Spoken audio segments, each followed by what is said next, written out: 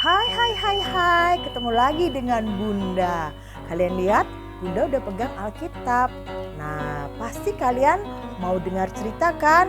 Oke, yuk kita mulai aja ya. Silahkan mendengarkan. Lose. Iya, kenapa? Aku mau cerita nih. Mau cerita. Cerita apa emang? Aku tuh kesel banget sama Nimrod. Kesel. Emang kenapa sama Nimrod? Kemarin itu waktu kuis Alkitab di Zoom, dia itu serakah mau ngejawab semua pertanyaannya. Oh, mungkin dia itu semangat banget waktu jawab soal itu, iya kan? Kalau menurutku sih harusnya kasih kesempatan yang lain dong. Iya, tapi mungkin dia udah kasih kesempatan. Cuman kamu aja sama temen-temen yang lama menjawabnya. Iya juga ya. Mungkin aku ketinggalan angkat tangannya ya. Iya, bisa jadi. Mungkin kamu sama teman-teman lebih ketinggalan sedikit, jadi cepet dia gitu. Jadi kamu nggak usah kesel sama Nimrod, iya kan? Iya, benar sekali sih. Tapi aku benar-benar kesel. Ya sudah, nggak apa-apa, tenang aja. Begini deh. Daripada kamu kesel, coba aku mau tanya kamu. Kamu inget gak ayat hafalan minggu lalu? Iya, aku ingat. Apa coba?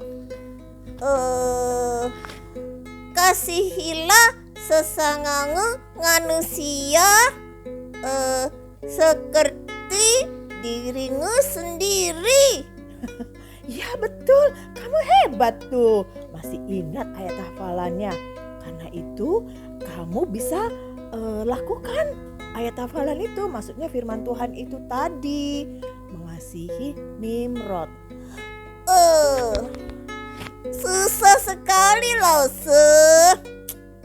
Enggak apa-apa. Obe, kamu pernah berpikir enggak kalau Tuhan memberi teman kepada kita, ya, kepada kamu dan kepada Lause itu dengan berbagai karakter dan sifat, ya, berbagai macam latar belakang keluarganya dan didikan. Tujuannya agar kita semakin mengenal teman-teman kita, dan itu bagian dari pemrosesan yang Tuhan kerjakan supaya kamu bertumbuh dalam kasih Kristus. Aduh, aku makin gak ngerti apa maksudnya. Oke, gini. Maksudnya adalah gini. Melalui teman-teman itu, ya, sebenarnya Tuhan sedang memproses kamu, sedang memproses diri kita nih untuk semakin bisa mengenal orang-orang yang seperti Nimrod itu, ya kan? Tapi susah sekali kalau disuruh ngasihi orang seperti dia. Begini, Obe, justru itulah yang Tuhan mau, supaya kita bisa semakin menyerupai Yesus yang penuh kasih itu. Nah, sekarang coba kamu dengarkan. Aku mau menceritakan sesuatu kepadamu, ya. Kamu masih ingat 4 sahabat yang hidup di pembuangan di Babel? Aku ingat, tapi banyak lukanya. Oke, baiklah kalau begitu. Dengarkan ya, kisahnya begini.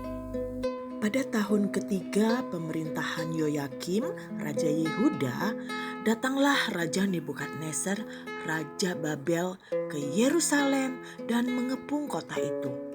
Raja Yoyakim ditawan dan sebagian dari perkakas-perkakas di rumah Allah dibawa oleh Raja Nebukadnezar ke tanah Senear dan ditempatkan dalam rumah dewa-dewanya.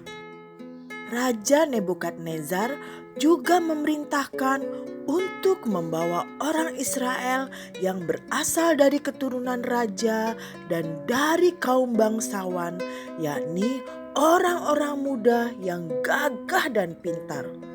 Nah, di antara orang Israel itu ada Daniel dan 3 sahabatnya. Mereka dibawa ke Babel. Mereka terpisah dari orang tuanya. Keempat orang muda ini ditawan oleh raja karena mereka termasuk anak-anak yang berpawakan baik dan memiliki IQ tinggi, pintar gitu maksudnya ya. Mereka dibawa ke istana Raja Nebukadnezar untuk dididik, diajarkan bahasa dan tulisan Kasdim. Keempat sahabat ini orang Ibrani yang memiliki nama-nama Daniel, Hananya, Misael, dan Azaria. Karena mereka ditawan di Babel, nama-nama mereka diganti. Daniel menjadi Belsasar dan Aku ingat namanya Sadrak, Mesak, dan Abednego. haha, iya benar. Kamu pintar, masih ingat nama-nama mereka ya? Yang aku ingat cuma itu aja. Nangan-nangannya juga Daniel. Kalau nangan-nangan mereka dalam bahasa Ibrani aku nggak tahu. Iya, nggak apa-apa. Nah, sekarang lanjut ya. Hidup di istana raja itu ada aturannya. Dan semua orang yang ditawan di situ harus ikutin aturan yang berlaku. Yang pertama, setiap hari mereka harus makan dan minum anggur yang sama diminum atau dimakan oleh raja. Jadi mereka itu makan hidangan raja. Dan mereka dididik selama 3 tahun lamanya. Nah, Daniel dan teman-temannya gak biasa minum anggur. Mereka terbiasa makan sayuran. Sedangkan makanan raja itu banyak macamnya. Karena itu Daniel dan teman-temannya sepakat untuk tidak makan dan minum dari hidangan raja. Daniel memohon kepada pimpinan pegawai istana. Pak, bolehkah kami disediakan sayur-sayuran dan air putih aja setiap hari? Waduh, nggak bisa. Aku ditugasin raja untuk menyediakan makanan kepada kamu. Nanti kalau kamu kurus, ceking, gimana? Aku nanti yang disalahin raja, lalu aku akan dipecat oleh raja. Nggak bisa, kalian harus makan. Mendengar jawaban pegawai istana itu, Daniel kasihan juga kalau dia bisa dipecat. Daniel dan kawan-kawannya berdoa pada Allah. Daniel mencoba bicara lagi dengan pelayan yang telah ditetapkan untuk mengawasi Daniel dan teman-temannya. Begini deh, adakanlah percobaan pada kami ini selama 10 hari. Bapak berikan kami makan sayuran dan minum air putih. Nah, sesudah itu bandingkanlah kondisi kesehatan kami dengan orang lain yang ditawan di sini juga. Mereka yang makan dan minum dari santapan raja. Nanti Bapak bisa lihat bagaimana bedanya. Gimana, Pak? Gimana ya? Tapi ya udahlah. Kalau memang kalian maunya begitu, aku akan siapkan sayuran dan air putih selama 10 hari. Akhirnya terjadilah kesepakatan ya. Daniel dan sahabat-sahabatnya senang sekali. Pelayan itu memberikan sayuran dan air putih selama 10 hari. Masa sih cuma makan sayuran doang? Nggak makan buah-buahan gitu? Oh iya, kalau sepikir sih pasti mereka makan buah-buahan, kan itu menyehatkan juga. Yang penting mereka tidak makan makanan dari hidangan raja. Nah, akhirnya sudah 10 hari. Tibalah waktunya pegawai istana membawa Daniel dan sahabat-sahabatnya serta semua anak muda yang ada di istana itu menghadap Raja Nebukadnezar. Raja bercakap-cakap dengan semua orang. Raja tidak mendapati orang-orang itu seperti Daniel dan sahabatnya yang terlihat lebih sehat dan lebih pintar dibanding orang lain.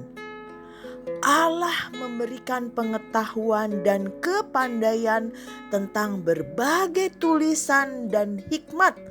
Sedangkan kepada Daniel, Allah juga memberikan pengertian tentang berbagai-bagai penglihatan dan mimpi. Wah, luar biasa. Raja senang pada Daniel dan sahabat-sahabatnya karena mereka memiliki kecerdasan 10 kali lipat lebih cerdas dari semua orang pintar yang ada di seluruh kerajaannya. Luar biasa sekali ya. Aku sedang berpikir. Emang mikir apaan? Daniel dan sahabat-sahabatnya itu kok bisa ya mereka sehati, sekikir, dan gangkang gitu loh, gak ngarah-ngarahan. Nah itulah, kamu tahu gak kuncinya apa? Daniel dan sahabat-sahabatnya hidup di dalam Tuhan, ya. Kamu ingat saat mereka mengalami masalah itu yang kesulitan waktu menghadap pemimpin pegawai istana itu, mereka kan berdoa sama-sama kan? Iya. Terus kok bisa ya mereka sepakat makan sayur dan minum air putih selama 10 hari? Biasa kan nggak mudah gitu. Mungkin salah satunya nggak mau. Nah, betul. Kenapa ya mereka bisa sepakat? Begini, mereka itu sejak masih kecil sudah mendengarkan firman Tuhan. Orang-orang Yahudi, ya orang-orang Ibrani, dari kecil orang tua mereka itu sudah menanamkan firman Tuhan dan sudah diajarkan firman Tuhan. Jadi mereka itu peka apa kehendak Tuhan. Ya, mereka tahu mana yang benar dan mana yang salah. Emangnya makan dari hidangan raja salah? Kan itu makanan juga. Begini ya. Raja Nebukadnezar itu raja yang menyembah dewa Baal. Setiap makanan dan minuman yang akan dimakan raja itu dipersembahkan dulu kepada dewa-dewa itu sebagai persembahan gitu.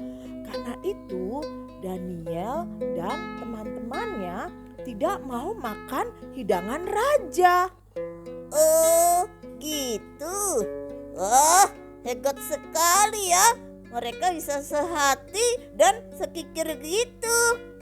Iya, kuncinya hanya satu. Hidup dalam Kristus, ya. Orang yang hidup di dalam Kristus pasti dia peka apa kehendak Kristus dan mereka memiliki karakter Kristus. Yesus itu adalah kasih, ya. Yesus itu kasih. Makanya mereka bisa sehati, sepikir, dan dimanapun mereka berada memancarkan kasih Kristus. Gimana caranya ya supaya bisa hidup dalam Kristus? Nah, begini, kamu harus menjaga hubungan dengan Yesus. Caranya dengan berdoa, baca Alkitab, merenungkan firman Tuhan ya, dan rajin ke sekolah minggu. Nah, saat kamu membaca firman Tuhan, maka kamu akan tahu apa perintah Tuhan, apa janji Tuhan, dan apa yang Tuhan mau kamu lakukan. Contoh perintah Tuhan itu seperti yang tertulis di dalam 10 hukum Taurat itu ya, 10 hukum Tuhan. Nah, juga contohnya ini, kasihilah musuhmu dan doakan mereka. Nah, coba kamu bisa nggak kasih contoh satu aja perintah Tuhan apa? Kasihilah sesama manusia seperti dirimu sendiri. Betul, itu kan ayat hafalan yang minggu lalu kan? Betul sekali ya. Nah, kamu lakukan firman Tuhan itu. Sekarang kasihilah Nimrod dengan kasih Tuhan. Baiklah. Aku ingin seperti Daniel dan sahabat-sahabatnya, bisa saling mengerti, bisa saling mengasihi. Aku ingin lebih mengenal teman-temanku.